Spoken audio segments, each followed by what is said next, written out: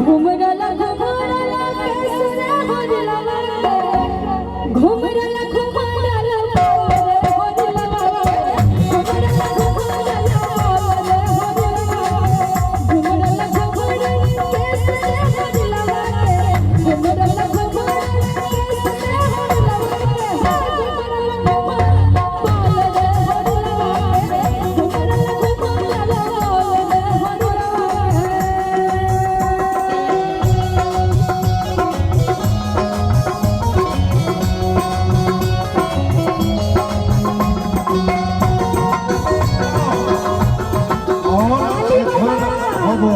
सांस ले और होरिलवा जे कहलखिन ओ होरिलवा होइ छै हमर जे आज को सुंदर सन चिरंजीवी जी बरुआ पांचटा जिनकर उपनयन के अवसर पर एते खर्च हो रहलै है रसगुल्ला तो पड़ गेलै है लड्डू गुड़ के गेलै है खाजा पात पर टूट रहलै है तो ओइ पांचू बरुआ के नाम जे हमर शोभा भारती होरिलवा रखलिए एक बेर होरिलवा के लेल जोरदार ताली होबाक चाही।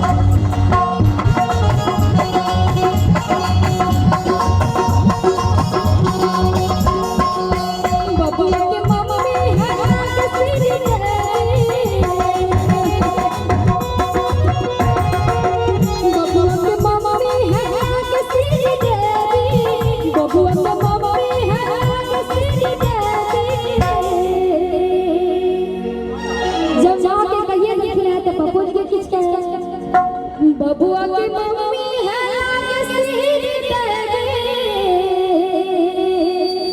और संगे पापा है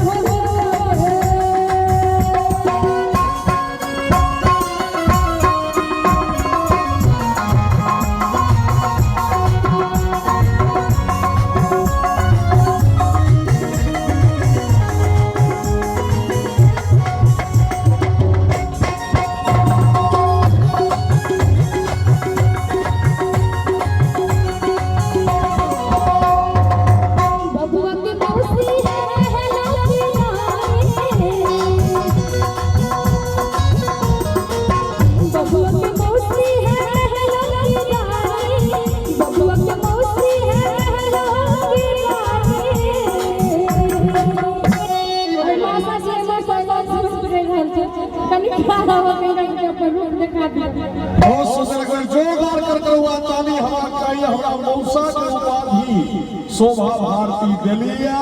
एक बेर जोरदार ताली हवा चाहिए डुमरी वाला और शोभा जी बबुआ के